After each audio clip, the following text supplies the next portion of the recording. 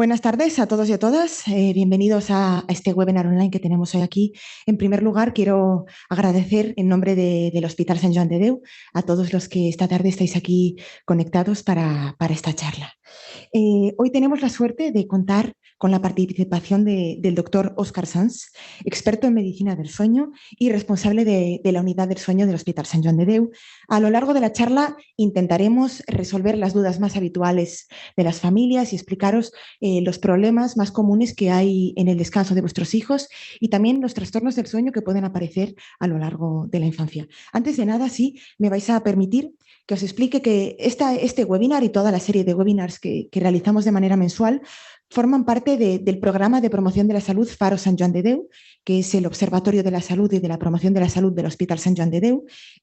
Para los que no nos conozcáis, llevamos más de una década en funcionamiento, dirigidos principalmente a familias, pero también a profesionales de la salud y a profesionales de la educación que tienen interés por saber más sobre la salud de sus hijos, por saber más sobre el bienestar de los niños y encontraréis pues más de 1000 recomendaciones, más de 1000 artículos sobre salud infantil, también materno-infantil, sobre cómo seguir un estilo de vida saludable también y artículos de actualidad. A través del código QR, como veis aquí, podríais acceder a la web de Faros. Pero además de todo esto, todo el trabajo de Faros se fundamenta en el concepto de salud 360, que define las 6 grandes áreas que determinan la salud integral de un niño, ¿no? Y el bienestar de un niño. Como podéis ver en la pantalla, todo el trabajo de Faros se fundamenta en la actividad física y en el descanso, en la higiene y en la seguridad, en la relación con la sociedad y el medio ambiente, en la alimentación y en la nutrición, en el desarrollo y en el aprendizaje y, por último, también en la salud mental y en la gestión de las emociones. Además de todo el trabajo que realizamos en nuestra página web, donde podéis leer todos nuestros artículos y todas las informaciones que publicamos, también realizamos una serie de publicaciones de carácter anual, que son los informes Faros, dedicados y destinados a un tema de actualidad en ese momento en el que lo publicamos, sobre la salud infantil, la salud del adolescente y también la salud de las embarazadas, de la madre. Hace unos meses publicábamos nuestro último informe Faros dedicado a la salud mental de los adolescentes, un tema que ha estado de mucha actualidad debido a la pandemia del COVID, desde una mirada preventiva y divulgativa, dando consejos y recomendaciones a las familias, pero una vez más a otros profesionales de la sanidad y de la educación para que puedan encontrar recomendaciones sobre cómo comprender y acompañar a los adolescentes en el cuidado de su salud mental. Nada más, antes de dar paso a Óscar, deciros que nos podéis seguir en las redes sociales, a través de las redes sociales del Hospital Sant Joan de Déu, y que nos podéis hacer llegar todas vuestras dudas y vuestras preguntas a través de estos canales. Deciros también que a lo largo de toda la charla podéis ir dejando vuestras preguntas, vuestros comentarios en el chat, ¿vale? Al final de la charla, de la ponencia de Óscar, intentaremos responder el mayor número posible de preguntas, ¿sí? Y las que no podamos, pues os animamos a enviárnoslas a través del correo, a través de alguna de las redes del hospital. Nada más, doy paso al doctor Óscar Sans. Gracias. Gracias, Paula. Buenas tardes. Agradecer al hospital y a los compañeros de Faros la organización de este webinar en el que vamos a hablar de sueño y en el que vamos a hablar de, sobre todo, el sueño como pilar de la salud. Pero antes de empezar, permitidme que os explique rápidamente en un minuto un estudio que estamos haciendo en colaboración con la unidad de salud mental de TDAH, UNIM-TEA, y colaboramos como unidad de sueño, en lo que estamos intentando ver cuál es el patrón de ritmo de sueño de niños con TEA y con TDAH. Como veis aquí, está explicado de manera muy rápida en qué consiste el estudio. Básicamente, lo que queremos hacer es hacer una evaluación del patrón de sueño de niños con TDAH y con TEA, además de un análisis de sangre para mirar algunos genes que están asociados a los trastornos de sueño que sabemos que tienen estos niños. Y como os digo, todos aquellos que estéis interesados en saber un poquito más, os animo a que contactéis con nosotros. Aquí abajo tenéis el correo electrónico icase@sjdhospitalbarcelona.org. Muy bien, y como os digo, vamos a empezar el seminario de hoy hablando de sueño. Y antes de empezar a hablar de trastornos del sueño, vamos a hablar de sueño normal. ¿Qué es el sueño normal? ¿Qué podemos hacer para favorecer ese sueño normal? ¿Y qué pasa en aquellos problemas que pueden haber más allá de los hábitos? Y para empezar y explicar y contextualizar un poco, vamos a hablar de que el sueño es un proceso que tiene tres características. Es un proceso, a diferencia de lo que nos puede parecer, es un proceso activo. Es un proceso recurrente, se repite aproximadamente cada 24 horas y evidentemente es reversible, nos podemos despertar del sueño. Y está compuesto por una red cerebral que es una red dinámica muy compleja y además asociado a estos cambios que vemos durante el sueño, están asociados otros cambios a nivel del organismo, como pueden ser cambios a nivel endocrino, a nivel respiratorio, de frecuencia cardíaca, etcétera.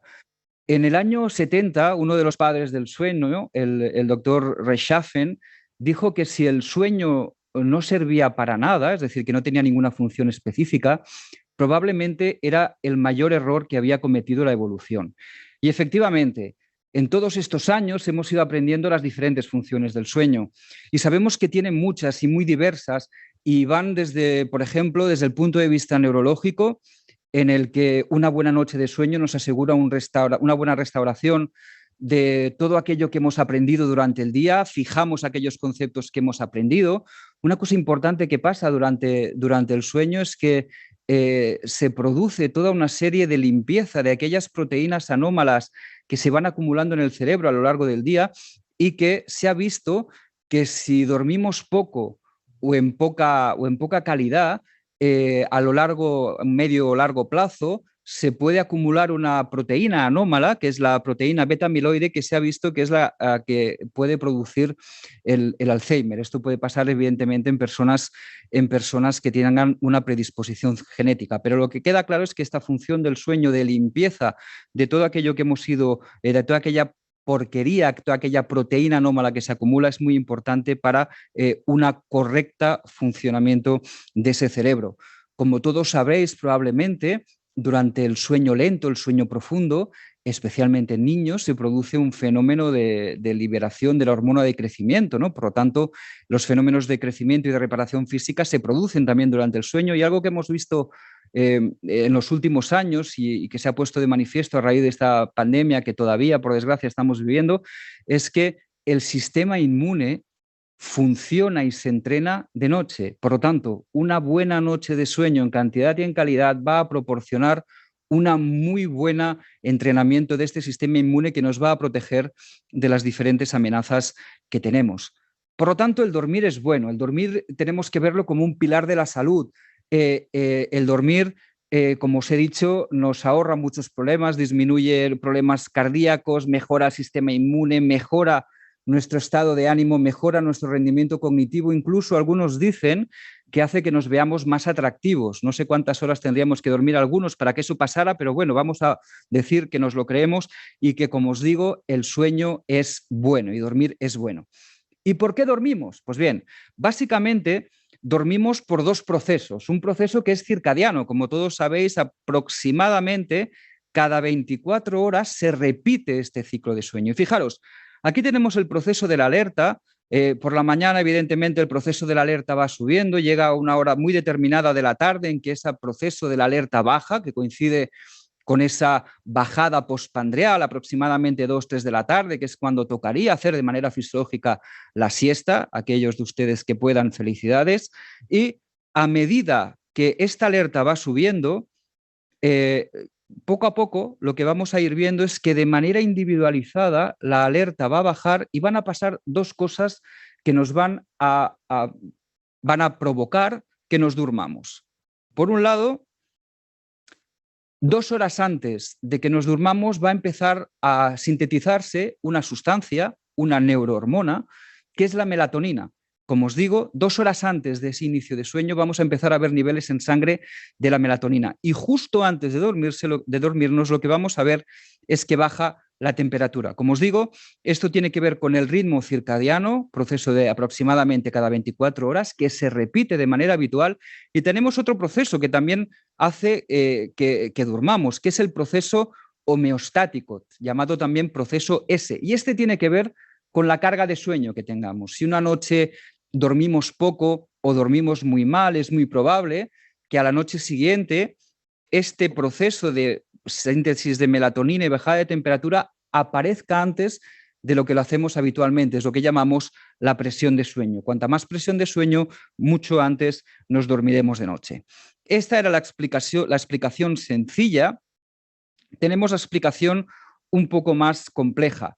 Además de todos los mecanismos que les he comentado, de la temperatura, de la melatonina, existe una regulación externa que ayuda a este reloj de aquí. Este reloj de aquí es el reloj que se llama el reloj del núcleo supraquiasmático, y que con esto lo que nos está diciendo es que este es el reloj del organismo que regula a todos los relojes que están en nuestro cuerpo. Todos nuestros órganos tienen un reloj que marca el ritmo, y que estos relojes están controlados por este reloj de aquí que se encuentra en el cerebro.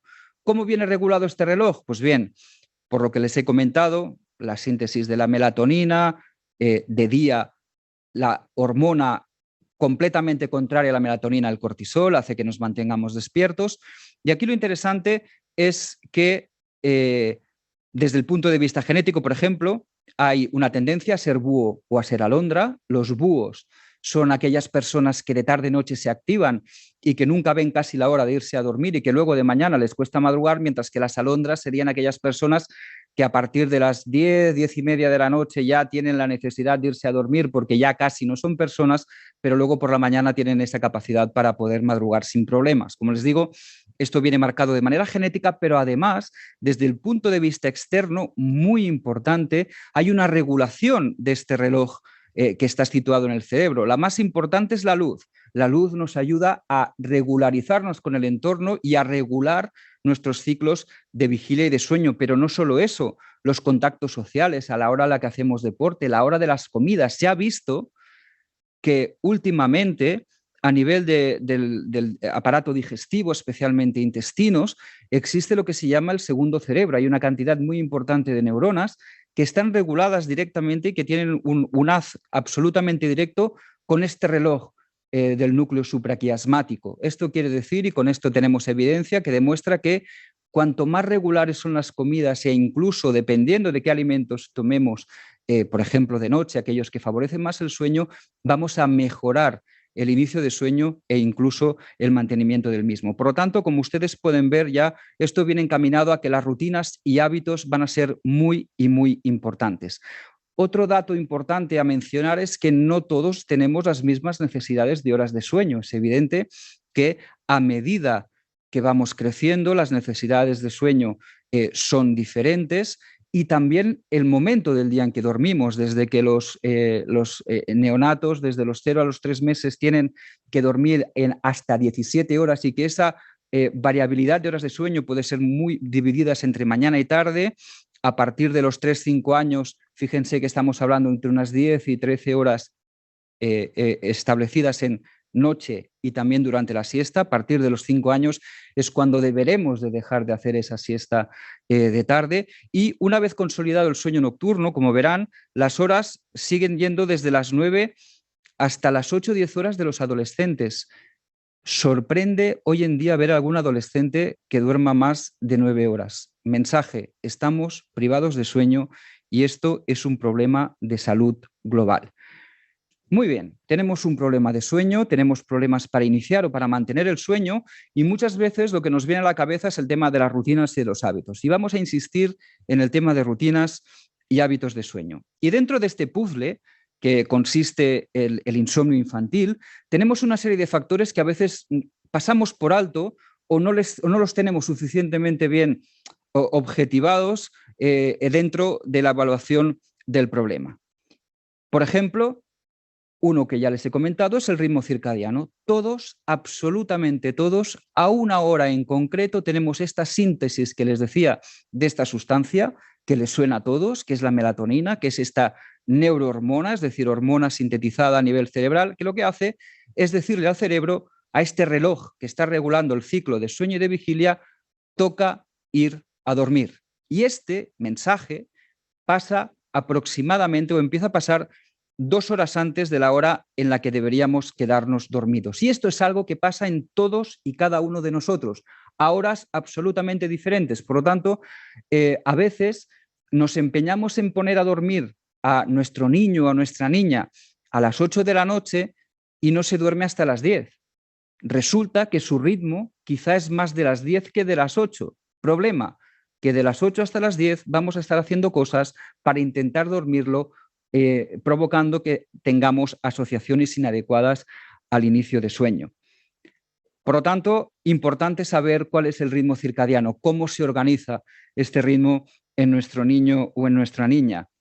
Segundo, lo que les decía, recuerden, circadiano proceso C, horas de sueño, presión de sueño, proceso S. ¿Duerme mi niño las horas suficientes? Es una pregunta que nos hacéis de manera muy habitual en consulta.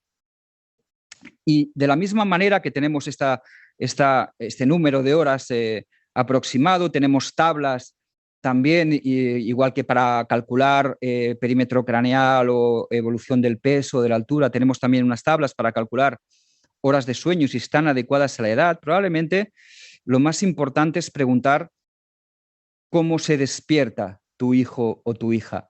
Y si la respuesta a cómo se despierta es que se despierta de mal humor y llorando, pues probablemente lo que podemos inferir es que tu hijo o tu hija duerme menos de lo que le toca o que quizá la calidad de sueño está afectada.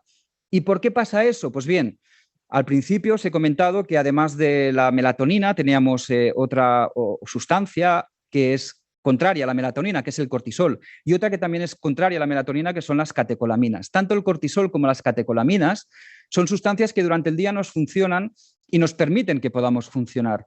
Problema, si estas sustancias cuando nos vamos a dormir no desaparecen del todo, nuestra calidad del sueño no es suficientemente buena y si no desaparecen, al despertarme por la mañana me lo haré mal, de mal humor y probablemente irritable. Siempre que tengamos a un niño o una niña que se levanta, que se despierta de mal humor irritable, quiere decir que hay algún problema con las horas o con la calidad del sueño.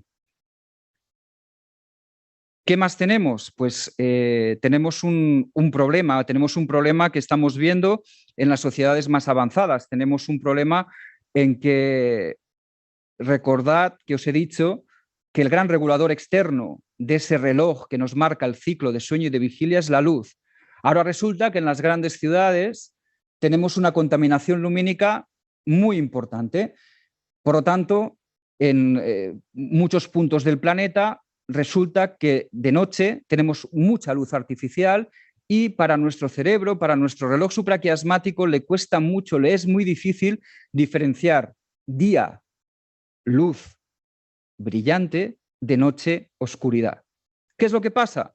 Pues que cuando tenemos este problema, con esta contaminación lumínica tan importante, o con el uso de tecnología cuando no toca, la luz potente de estos aparatos electrónicos, de estas tabletas electrónicas o de estos móviles, lo que hace es que le está diciendo a nuestro reloj, a este reloj de que está situado en el cerebro, que es de día, porque esta luz tan potente, esta luz azul del espectro azulado o blanco, inhibe la secreción de la melatonina y le está diciendo al cerebro que evidentemente es de día. Por lo tanto, lo que vamos a ver es que el uso de dispositivos electrónicos como tabletas o móviles a horas, por ejemplo, a partir de las 6, 7 de la tarde, lo que va a provocar es que haya una inhibición de la secreción de melatonina y que esta melatonina salga mucho más tarde, provocando un auténtico retraso del inicio del sueño en los niños. Más allá de todos estos factores, tenemos un factor educativo muy interesante. Fijaos en este vídeo, que es un vídeo de broma, es un vídeo en el que se ve a esta nena que, como veis, se duerme con el agua corriendo.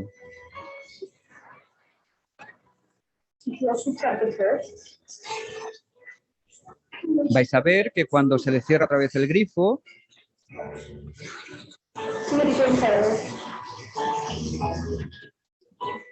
lo que hace es volver a abrirlo para volver a tener ese estímulo. Esto, que es tan divertido, que es tan chulo y que parece tan gracioso, es exactamente lo mismo que pasa cuando acostumbramos a los niños a dormir o meciéndolos, o paseando, o paseando y meciéndolos, o paseando, meciéndolos y haciendo el pino. Es decir, todas aquellas cosas que os acabáis inventando para poder acabar durmiendo a vuestros niños. Recordad que ese inicio de sueño va a provocar, o de la manera que lo durmáis, va a provocar que si se despierta de noche os reclame exactamente el mismo tipo de estímulo para volverse a dormir. Por lo tanto, una recomendación importante, interesante, antes de iniciar el sueño es hacerlo quizá en dos fases. Por una parte, una que sea previa a la que se hace en la habitación, una previa que consiste en desactivar. Y fijaros, desactivar quiere decir relajarnos. Lo queremos hacer fuera del dormitorio, lo podemos hacer en un lugar que sea tranquilo. Lo que no podemos pretender es pasar de estar muy activos, muy contentos, muy jugando con nuestros hijos, a que de repente estén en condiciones para irse a dormir de un momento para otro, porque todavía no hemos encontrado el botón de apagado. En el momento que probablemente encontremos el botón de apagado, y si soy yo, pues me forro y entonces ya lo vendo. Pero el problema es que, desgraciadamente, hasta ahora lo mejor que se puede hacer es, como os digo, empezar a probarlo en estas dos fases. Una primera de desactivación, de tranquilidad, de relajación, de poner las bases para, previo a irse a la habitación, iniciar a dormir. Es necesario que el niño, que la niña entienda que este periodo de tranquilidad es lo que precede al momento a irme a la habitación. Y luego, evidentemente, va a ser la rutina propia como tal de sueño. La rutina propia como tal de sueño la haremos en la habitación del niño o de la niña. Y aquí lo interesante es reducir la incertidumbre. Reducir la incertidumbre quiere decir que tanto el niño como la niña entiendan qué es lo que va a pasar en esos momentos, que no estamos haciendo cambios ni de horarios, ni de rutinas, ni de cosas que hacemos para dormirlos. Importante es dejarlos tranquilitos. Quizá no dormirlos, esperar pues eso, a abrir la puerta al sueño sin dormirlos del todo, porque así lo que también vamos a favorecer es que ese inicio de sueño sea antes de que nosotros o con nosotros estemos fuera de la habitación, y por lo tanto sean conscientes de que se pueden dormir de la manera independiente o de una manera suficientemente independiente como para no necesitar de nuestra presencia todo el rato y en todas las ocasiones. Evidentemente, vamos a hacerlo en un entorno de luz cálida. Recordad que las luces potentes, blancas, azules, lo que van a hacer es inhibir melatonina. Por lo contrario, las luces anaranjadas y rojas van a favorecer la síntesis de melatonina. Por lo tanto, importante que pongamos también y nos pongamos en situación para poder iniciar esta rutina propia del sueño. ¿Y por qué insistimos tanto en el factor educativo? Pues fijaros, insistimos tanto en el factor educativo porque probablemente es lo que mejor funciona a medio y a largo plazo. Es cierto que cuesta ponerlo en práctica, pero la evidencia nos dice, y esto es un estudio relativamente ya que tiene unos años, pero independientemente de la edad del niño, tanto en esta barra más clarita como en esta barra más oscura, son niños de diferentes edades. Aquí tenemos niños lactantes, menores de un año, aquí tenemos niños en edad preescolar. Aquí tenemos el número de despertares por noche, aquí tenemos la duración de los despertares, y en este eje lo que tenemos son las noches que los padres tenían una rutina de sueño establecida. Y fijaros que como mejor era la rutina de sueño, es decir, aquellas familias que tenían rutinas de sueño absolutamente todas las noches, independientemente del grupo de edad al que miremos, los niños se despertaban de media menos veces y la duración de estos despertares era mucho menor. Por lo tanto, ser lo más cuadriculados posibles, entendedme la expresión, cuanto mejor y cuanta mayor sea nuestro grado de cumplimiento de las rutinas y hábitos de sueño, mejor será tanto los despertares como el número de despertares por noche. ¿Por qué es importante, además de para entrenar a este cerebro información, que las rutinas y las horas de sueño sean siempre las mismas? No solo las horas de sueño. Cuando hablamos de rutinas de sueño, estamos hablando probablemente de un proceso de 24 horas.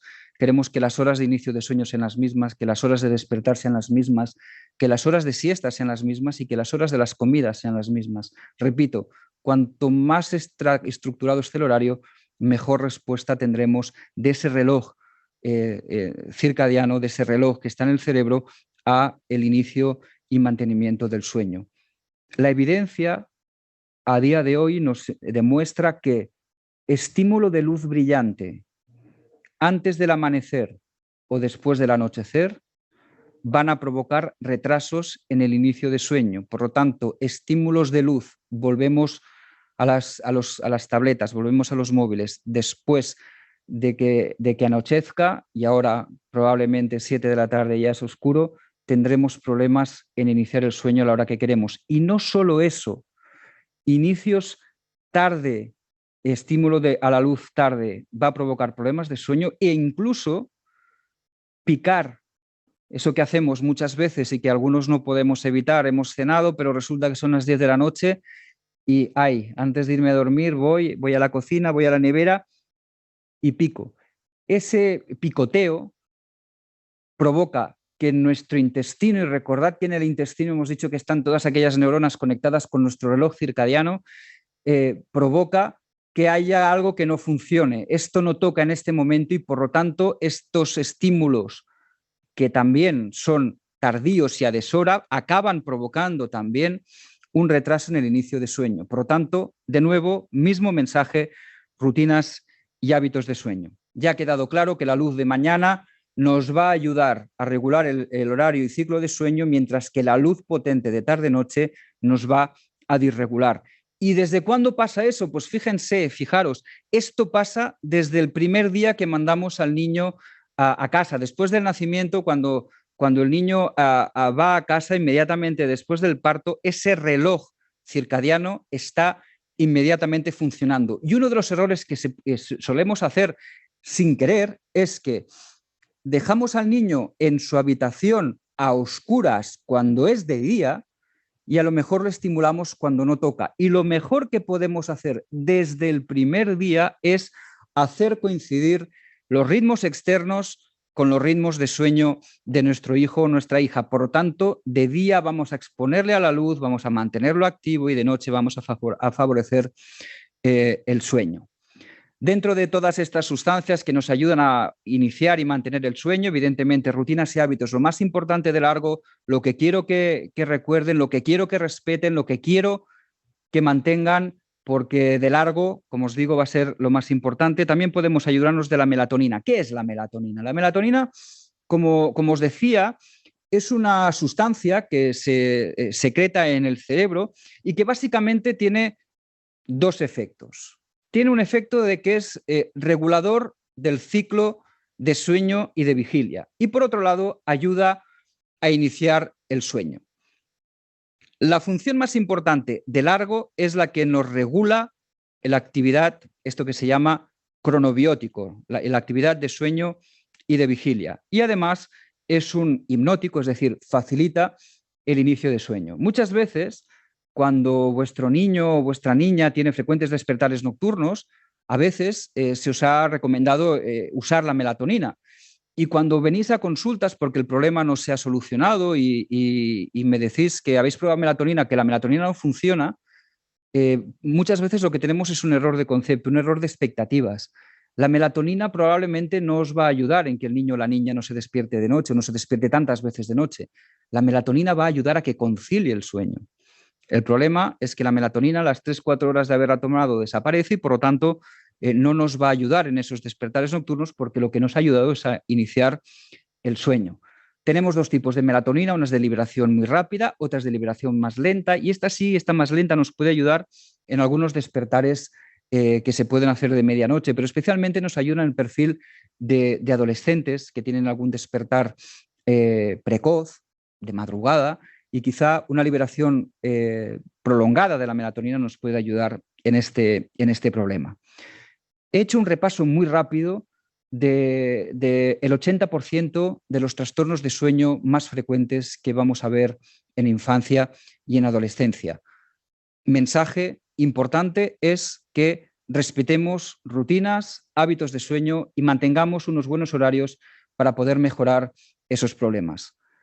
Lo otro, si persisten los problemas, es solo, y fijaos que digo solo, un 20%, y es lo que tiene básicamente y está asociado a otros trastornos de sueño. Y voy rápidamente a mencionarlos 3 o 4 para que tengáis unas pinceladas de qué es lo que puede pasar. Y empezamos por el trastorno respiratorio durante el sueño, la apnea de sueño. Y la apnea de sueño, el roncar por la noche y tener algunas pausas respiratorias no sería un problema si no asociara pues bajadas de saturación de oxígeno, si no provocara también que un gas que es el CO2 que se puede acumular cuando no respiramos bien se acumule, y que además estos eventos respiratorios, estas apneas, estos pequeños ronquidos, incluso las bajadas de saturación, provocaran una fragmentación del sueño. Por lo tanto, la apnea de sueño lo que acaba provocando es que no descansemos bien de noche.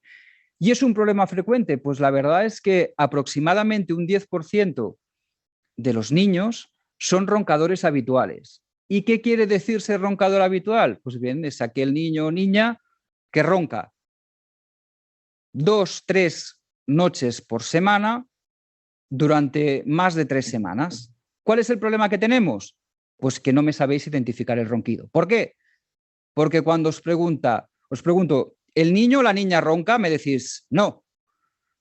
El niño respira fuerte, el que ronca es mi marido.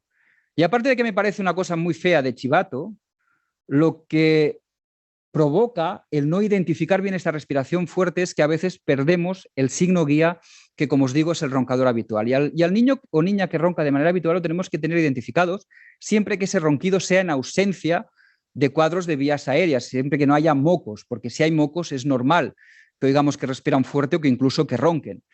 Cuando vuestro niño o vuestra niña respira fuerte, lo haces en ausencia de mocos, aquí hay que pensar que puede haber algo. Y es importante que se lo digáis al pediatra, no para que os mande a hacer un estudio de sueño, no para que os mande a la unidad de sueño de Sant Joan de Déu, sino para que simplemente controle cómo es la evolución. ¿Y qué debe controlar? Pues porque, como os he dicho, el roncador habitual es aproximadamente un 10% de la población. Si ese ronquido evoluciona en la presencia de apneas, acabamos haciendo lo que es la apnea de sueño, que sí que es el cuadro que debemos identificar, que sí que es el cuadro que debemos tratar y que aproximadamente ocupa entre un 2 y un 3% de la población. ¿Y qué debemos saber desde el punto de vista clínico? Pues bien, como os decía, roncar más de 3 noches durante 3 o más semanas en ausencia de cuadros de vías respiratorias. Si además tenemos despertares frecuentes nocturnos, además del ronquido y de las apneas, tenemos que nuestro niño o que nuestra niña suda mucho de noche, si además escuchamos alguna pausa respiratoria, si vemos que hay una respiración bucal, una respiración agitada de noche, con trabajo respiratorio importante, o que además es un niño o una niña al que llevamos de manera habitual al pediatra para tratar temas de no solo respiratorios, sino de amigdalitis o de otitis. Ahí sí que vale la pena estar alerta porque no queremos perdernos una apnea de sueño. Seguimos con un cuadro que es muy, muy frecuente, que son las parasomnias. Son estos episodios que suceden de noche en los que el niño o la niña se despierta, pero no es un despertar consciente, probablemente es un despertar inconsciente, que puede pasar en la primera parte de la noche, y aquí nos ayudará a diferenciar los diferentes tipos de parasomnias. Nosotros están diferenciadas las parasomnias en parasomnias del sueño no REM y parasomnias del sueño REM. En la primera parte de la noche tenemos más sueño no REM que sueño REM. Durante el sueño no REM lo que hacemos básicamente es descansar de todo aquello que ha pasado durante el día. Tanto nuestro cerebro como nuestro cuerpo, organismo están haciendo una función de restauración. Estamos recuperándonos de todo aquello que hemos hecho durante el día. Primera parte de la noche, más sueño no REM que REM. Y en la segunda parte de la noche lo que vamos a ver es más sueño REM. Y el sueño REM os suena porque además en el sueño REM es cuando, además de soñar, de que tenemos estos sueños con contenido, además todo aquello que hemos aprendido durante el día se consolida y se fija. Por lo tanto, aquí aprenderemos a diferenciar las parasomnias del sueño no REM, que pasan la primera parte de la noche, de las del sueño REM, que pasan en la segunda parte de la noche. Estas parasomnias del sueño no REM se llaman trastornos del despertar. ¿Por qué? Porque son despertares que no acaban de ser del todo conscientes y en los que lo que vemos es que el niño o la niña no se acaba de despertar del todo, ocurren en la primera parte de la noche, cuando están en sueño muy profundo. Y lo que vamos a ver es básicamente esto. Llanto incontrolable, sudoración, taquicardia, mucha reacción simpática y parasimpática, no responde a estímulos y aunque esté con ojos abiertos, nos mira pero no nos ve. Esto es un terror nocturno. Aquí lo que tenemos es un niño al que le estábamos haciendo un estudio de sueño. Aquí está con los cables y de repente, a cierto momento de la noche, dice que ya parece que tengo suficiente, me voy incorporando, voy cogiendo el petate y me voy preparando para irme. Si vemos la actividad del cerebro, está absolutamente dormido y esto sería compatible con un cuadro de sonambulismo. No se asusten porque luego entra el técnico y le para antes de que se vaya. ¿Qué es lo que vemos básicamente? Pues bien, cuando estamos dormidos, estamos en sueño muy profundo. Esto es la actividad del cerebro dormido, sueño muy profundo. Y fijaros que aquí pasa algo. Fijaros que nuestro joven paciente se empieza a mover, se incorpora, está con ojos abiertos, la actividad del cerebro sigue absolutamente dormida, no está despierto a pesar de que estoy aquí con ojos abiertos, parece que estoy mirando alrededor, ¿no? Estoy mirando, pero no sé si acabo de saber qué es lo que pasa. Y esto es una manifestación sin el artefacto del lloro y del movimiento de lo que veíamos antes. Esto se llama un despertar confusional. El episodio que hemos visto del niño llorando es un terror nocturno y el episodio de este niño que estaba en nuestra unidad en la unidad de sueño y que se quería ir es el sonambulismo. Estos son los trastornos del sueño, trastornos del despertar del no REM, primera parte de la noche. ¿Y qué haremos? Pues luego tendremos las del REM, que aparecen en la segunda parte de la noche. Y es un poco más sencillo de identificar porque evidentemente si el niño habla, son despertares que hace ya son conscientes, evidentemente hay llanto, puede haber expresión de terror, pero probablemente el niño o la niña ya es capaz de explicar lo que les pasa. Las pesadillas son un trastorno de sueño muy, muy y muy frecuente. Fijaros que a los 3 años se presentan hasta un 30% de los niños. Puede haber cierta predisposición genética, pero se considera como algo absolutamente benigno, banal y que no requiere tratamiento, salvo que se trate de pesadillas asociadas a un trastorno de estrés postraumático. ¿Cómo lo tratamos? Pues bien, el mensaje vuelve a ser el mismo. Si la frecuencia es alta, si tenemos muchos episodios, más de 3 noches, durante más de 3 semanas, lo que vamos a hacer es primero preguntar por las horas de sueño que duerme ese niño o niña. La causa más frecuente de la aparición de estas parasomnias, tanto del sueño no REM como del sueño REM, es haber descansado poco o estar privado de sueño, dormir menos horas de las que me tocan. Si eso lo tenemos cubierto, si nos aseguramos que el niño, que la niña duerme lo suficiente, tendremos que mirar cómo es la calidad de sueño. Hay que descartar que no haya apneas de sueño, hay que descartar que no haya movimientos periódicos del sueño, entre otros tratamientos, y no voy a profundizar. El mensaje: los trastornos de sueño, específicamente las parasomnias, estos sonambulismos, terrores nocturnos, despertar confusional o incluso las pesadillas, forman parte del desarrollo normal del niño o de la niña. No nos vamos a alarmar a no ser que sean muy frecuentes. Y si son muy frecuentes, lo primero que tenemos que intentar mirar es las horas y arreglar las horas de sueño que nuestro niño o niña duerme. Si eso está cubierto, buscaremos que no haya algún trastorno específico de sueño. Siguiendo algo que es una consulta muy frecuente y que es el bruxismo. El bruxismo está considerado como dentro de los trastornos del movimiento durante el sueño. Y es muy interesante porque la definición del bruxismo es esta contracción rítmica, ¿no? En la que estamos apretando unos músculos que son los músculos masticatorios, que son los músculos que se llaman maseteros, que lo que acaban provocando es que los dientes acaben rechinando y que ese sonido evidentemente sea audible.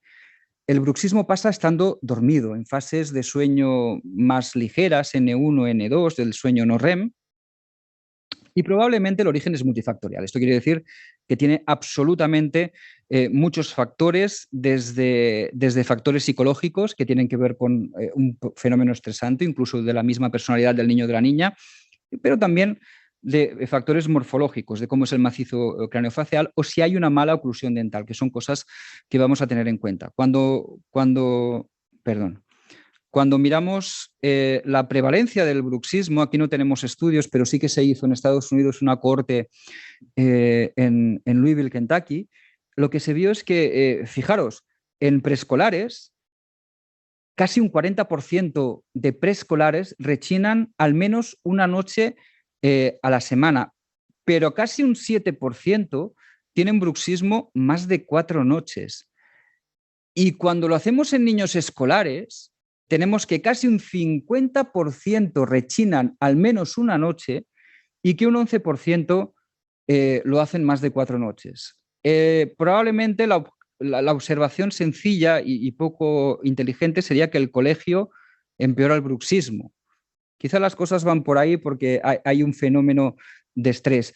Y no solo eso, es más frecuente en niños que en niñas, y cuando queremos mirar si ese bruxismo se asocia a algo desde el punto de vista de calidad del sueño, se vio que no había problemas de calidad de sueño, que no había problemas de rendimiento escolar, pero que sí había problemas de internalización. Los problemas de internalización tienen que ver con aquellos fenómenos que están relacionados con la ansiedad, con la depresión. Por lo tanto, sí que hay un cierto porcentaje de estos niños con bruxismo que pueden tener que ver o con el estrés o con la personalidad del niño o de la niña, y que había un cierto incremento de riesgo a padecer migraña. Como les digo, esto es una cohorte americana, no tenemos estudios aquí, pero sí que sabemos que el bruxar en principio lo consideramos como algo que es relativamente benigno y que si pasa más de muchas noches por semana, no tenemos una muy buena respuesta. No ponemos férulas de descarga en estas edades tan tempranas, porque la férula de descarga es una solución que se da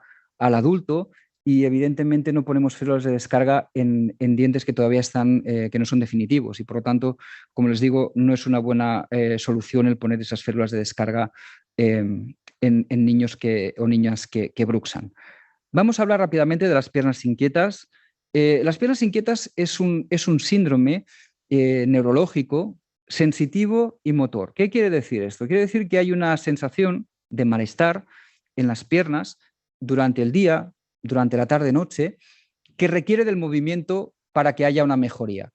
Y generalmente cuando hablamos de síndromes de piernas inquietas, nuestros compañeros expertos en sueño de adultos son los que entran a hablar de piernas inquietas, porque parece que hasta hace unos años el síndrome de piernas inquietas no existía en edad pediátrica. Y lo que se ha visto es que, de estudios de nuevo americanos, aproximadamente un 2% de niños tienen síndrome de piernas inquietas. Y les aseguro que si no vamos a buscarlo de manera activa, no lo vamos a identificar.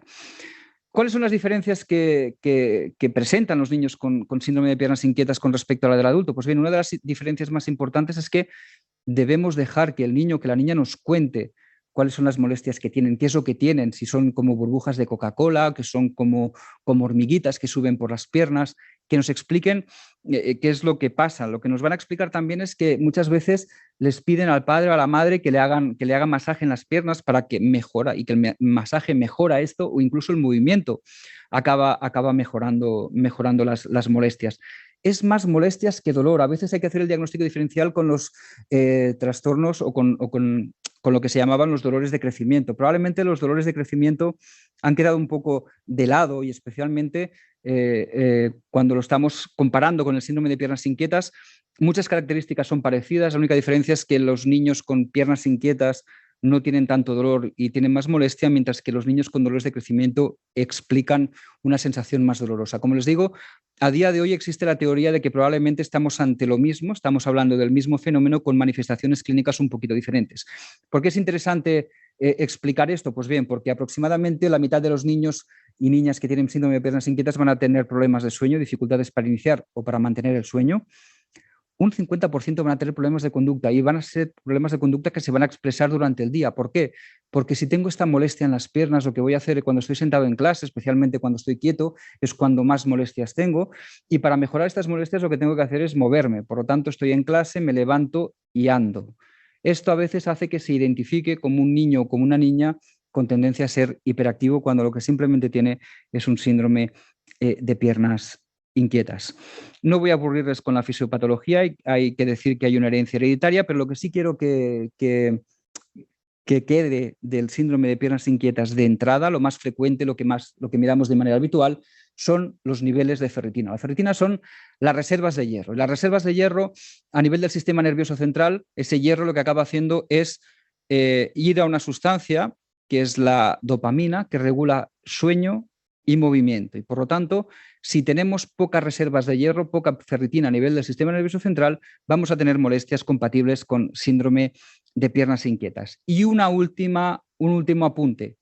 Se ha visto que los niños con piernas inquietas, ya les he dicho que a veces se etiquetan de TDAH, pero al revés también pasa. Niños etiquetados o con diagnóstico de TDAH acaban padeciendo del síndrome de piernas inquietas, de tal manera que existe un grupo que un grupo de las dos entidades que acaban haciendo intersección y aproximadamente, más o menos, un 25% de niños con criterios diagnósticos de piernas inquietas cumplen criterios para el TDAH y entre un 13 y un 35% de niños con diagnóstico de TDAH cumplen criterios de piernas inquietas. Por lo tanto, recuerden, niño con TDAH, si mi niño tiene o mi niña está diagnosticada de TDAH, vamos a buscar el síndrome de piernas inquietas. Tratamiento, higiene de sueño, siempre vamos a insistir en lo mismo. La higiene de sueño es absolutamente vital e importantísima. Y lo segundo, el tratamiento con hierro oral durante 3 meses.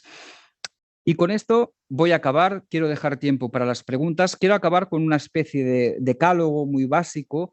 La charla de hoy pretendía ser hablar sobre todo de cuestiones de hábitos, de rutinas de sueño para entender el sueño como un pilar de salud y tratar de manera muy rápida los trastornos de sueño más frecuentes como hemos comentado. Como os digo, quiero acabar con algo que parece que es muy obvio, pero que vale la pena recordar. Y vale la pena recordar que es importante tener una habitación que esté en un lugar silencioso, que sea fresco y evidentemente que no haya excesiva luz. Tener un buen lugar donde dormir es muy importante. Vamos a evitar la tecnología de tarde-noche para favorecer el inicio de sueño. Evidentemente debemos tener un colchón y una cama y una almohada lo más confortables posibles.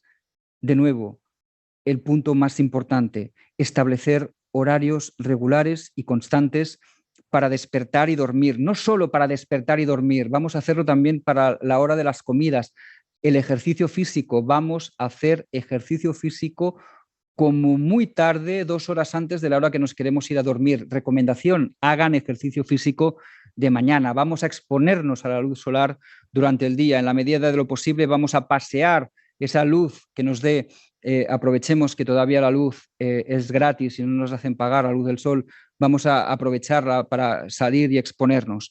Evidentemente, evitar siestas, salvo las edades en que tienen que hacerlo a partir de los 5 o 6 años, ya no deberemos hacer siestas, vamos a consolidar el sueño nocturno y en adolescentes vamos a, si existe o si se hace alguna siesta, vamos a limitarlas como máximo a 30 minutos. Vamos a limitar también tomar bebidas energéticas que nos estimulen de tarde-noche o estimulantes de tarde-noche.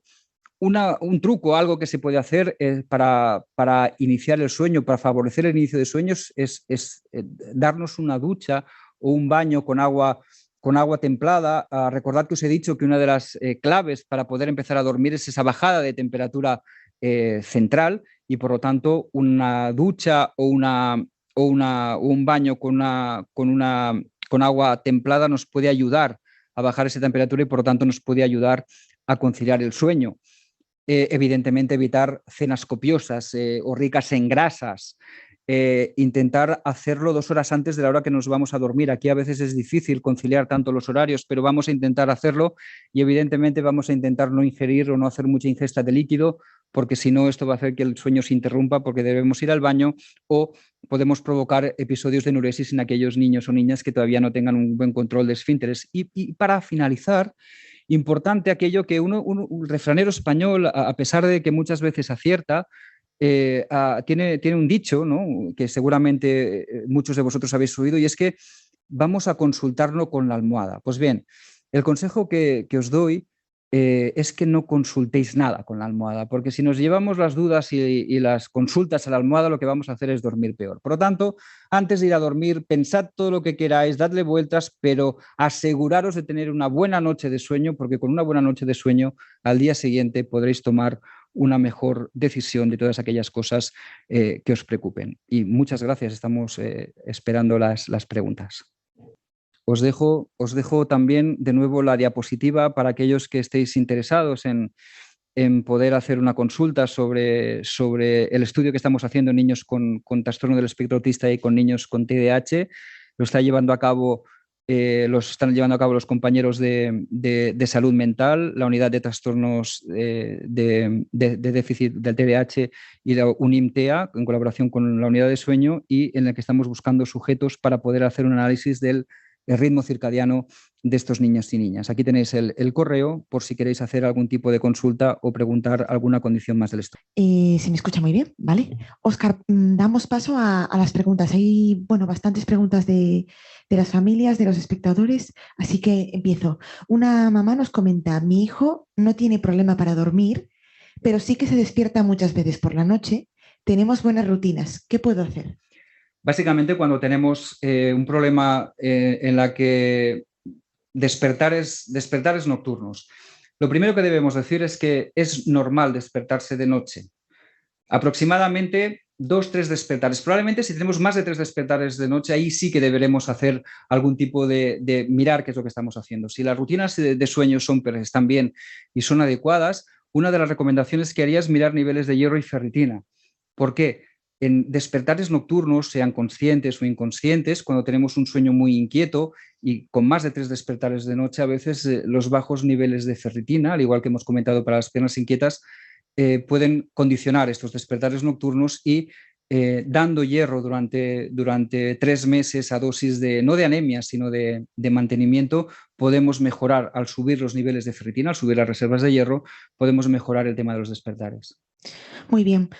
También nos comenta otra madre, nos dice, mi hijo lleva desde los 2 años y medio despertándose con terrores nocturnos diagnosticados por 2 pediatras, una noche tras otra, y ya tiene 4 años. Nos gustaría saber si podemos tener o si es recomendable tener una cita con la unidad del hospital y que la viese un especialista, ya que hasta ahora sigue igual que estaba. Si sigue igual que estaba y el pediatra ha hecho diferentes intervenciones, evidentemente pueden pedirle al pediatra que haga una derivación a la unidad de sueño. Una vez más, importante mirar horas de sueño, asegurarnos que con 4 años duerma por lo menos esas 10 horas mínimo, independientemente de los despertares que haga inconsciente de noche. Y si todo esto está bien, es decir, si la cantidad de horas está bien, vamos a centrarnos en la calidad del sueño. Vamos a mirar que no haya ronquido, que no haya apneas, que puedan provocar estos despertares inconscientes. Y además, algo que me voy a repetir mucho y que va a salir bastante, parece que solo se hablar de ronquido y de ferritina, pero vamos a mirar también esos niveles de ferritina. Si esas reservas de hierro están bajitas, se recomendaría de entrada hacer una terapia con hierro oral durante 2-3 meses. Muy bien. Nos comenta también otra madre que a su hija le cuesta, entiendo, dormir y que su hijo ronca para dormir, que no sabe qué puede hacer. Mientras no duerman juntos no pasa absolutamente nada. Bueno, las dificultades del inicio de sueño algunas veces tienen que ver con ese reloj, ¿no? Ese reloj que va un poco más retrasado a la hora de irse a dormir. Entonces, una de las cosas que se puede hacer es hacer un retraso progresivo muy, muy lento de ir iniciando el sueño 10-15 minutos más tarde de lo que hacemos habitualmente para ver cuánto tarda en dormirse. Si el retraso de sueño de la nena es muy importante, nos podemos ayudar de un poquito de melatonina. Pero antes de empezar a dar melatonina a cualquiera de vuestros hijos, lo que os recomiendo es que, a pesar de que la podéis comprar en farmacia, que la podéis comprar sin receta, os recomiendo que un médico, y si puede ser evidentemente vuestro pediatra o un experto en sueño, estén detrás para que os asesoren de cómo darla, por lo que os digo, porque a veces se da, pero se da mal y el efecto no es el esperado. En el inicio de sueño, mirando todas las rutinas y hábitos que estén bien, y voy a insistir, no vamos a dar ningún tipo de tratamiento hasta que nos aseguremos que las rutinas y hábitos de sueño estén bien puestos. Si todo esto es así, podemos plantearnos ayudarnos un poquito de la melatonina, y si el niño ronca y ronca de manera habitual y además hay despertares nocturnos o hay un mal descanso en que el niño vemos que durante el día tiene algún problema para funcionar, yo evidentemente se lo comentaría al pediatra para que hiciera un seguimiento. En este sentido nos pregunta otro padre, nos comenta, mi hija toma melamil para ayudar a coger el sueño, pero se despierta muchas veces por la noche y duerme en su habitación. De nuevo lo mismo, expectativas. La melatonina nos va a ayudar a conciliar el sueño. Es normal despertarse 1 o 2 veces de noche, no pasa nada. Pero sí que es cierto que si hay 3 o más despertares nocturnos, nos vemos obligados a mirar que no haya nada que esté afectando la calidad del sueño que esté provocando estos despertares, ya sea ronquido, sean apneas, sean movimientos periódicos de piernas o simplemente un sueño inquieto que puede estar relacionado con unos bajos niveles de ferritina. Muy bien, también nos preguntan a qué edad sería normal que desaparecieran los terrores nocturnos. Los terrores nocturnos, quiero dejar claro que a lo mejor no lo he especificado suficientemente bien. Quiero dejar claro que los terrores nocturnos van a aparecer sí o sí, y es normal que aparezcan, porque he dicho que son parte del desarrollo normal del niño o de la niña. Esto quiere decir que en algún momento van a aparecer. Cuando son máximos, van a ser a partir de los 2, 3 añitos, y a medida que el niño o que la niña se vaya haciendo mayor, lo que vamos a ver es que van a ir disminuyendo la frecuencia, incluso desaparecer. ¿Cómo lo van haciendo? Pues bien, aproximadamente se afecta un 20% en edad preescolar, en edad escolar aproximadamente bajamos a la mitad, en adolescencia, en preadolescencia a un 5%, y en edad adulta hay un 1% que lo va a seguir haciendo. ¿Cuándo nos debemos preocupar? Como cuando nos ha comentado esa madre, cuando los terrores nocturnos son casi todas las noches, 3 o más noches por semana, durante 3 o más semanas. Si son más esporádicos, no le daría importancia. Segundo, mensaje importante, vamos a respetar las horas de sueño y asegurarnos que nuestro niño o niña con terrores nocturnos duerma lo que le toca. Vale, muy bien. También nos comentan, otra madre nos dice, mi hijo tiene 11 meses, hacemos correctamente las rutinas y se duerme sin problema, pero tiene muchos despertares por las noches. ¿Qué me recomiendan? Duerme en su cuna en nuestra habitación. Evidentemente, además de repasar rutinas y hábitos, ver que todo se realiza correctamente, que no lo pongo en duda, no me entendáis mal, no lo pongo en duda, pero muchas veces tenemos la idea de que solo las rutinas y hábitos de sueño tienen que ser con la hora de irme a dormir y la hora de despertar. Como os digo, esto es un proceso de 24 horas. Las horas de las siestas tienen que caer siempre a la misma hora. Si las siestas caen a horas diferentes, la hora de la comida ya cae a horas diferentes, y la hora de la segunda siesta cae a hora diferente, ya lo ponemos a dormir o se duerme nuestro niño o niña a una hora diferente. Si persisten los despertares nocturnos, 3 o más, vuelvo a repetir, y esto es algo que vemos de manera habitual, yo recomendaría hacer unos niveles de ferritina, y si están por debajo de 50, haría tratamiento con hierro oral durante 3 meses de mantenimiento para ver si se mejoran estos despertares nocturnos. Muy bien, ya las últimas 2 preguntas que tenemos, que ya estamos en tiempo. Nos pregunta otra madre y nos dice, en bebés de 1 año, ¿cuánto deben durar las siestas? Mi hija hace solo una siesta de entre 1 y 2 horas. Yo creo que es correcto. Cada niño, cada niña tiene una variabilidad individual. Probablemente a partir de los 2 años es cuando ya se establece, o hasta los 2 años se establece la necesidad de una siesta. Hay algunos niños o niñas que lo hacen antes. Lo importante aquí es ver que si consolida mejor el sueño nocturno, es decir, duerme las horas que le tocan más de noche, sumando a estas 2 horas de siesta diurna, y la nena funciona bien durante el día, el desarrollo es correcto, es absolutamente dentro de lo normal. Y por último ya nos comenta otra madre, nos dice, mi hija de 2 años se despierta mucho por las noches quejándose o chillando y se vuelve a dormir. ¿Pueden ser pesadillas? Gracias. Tienen pinta de ser terrores nocturnos, especialmente si es la primera parte de la noche. Independientemente, la diferencia sobre todo es cuando aparecen. pueden ser pesadillas, pero tiene más pinta de ser terror nocturno y ya hemos comentado un poco cómo orientar el tema de los terrores. Perfecto, pues eso es todo. Todas las demás preguntas que no nos ha dado tiempo a responder, porque hay bastantes más, nada, pues os aconsejamos que os pongáis en contacto con nosotros a través de la página web de Faro Sant Joan de Déu. Si entráis en la web de Faro Sant Joan de Déu, podréis encontrar bueno, el correo de contacto y además, como comentábamos también en el chat, compartiremos este vídeo en unos días a través de la web de Faros y también en el canal de YouTube del Hospital Sant Joan de Déu. Muchas gracias. Gracias por vuestra atención y vuestro tiempo.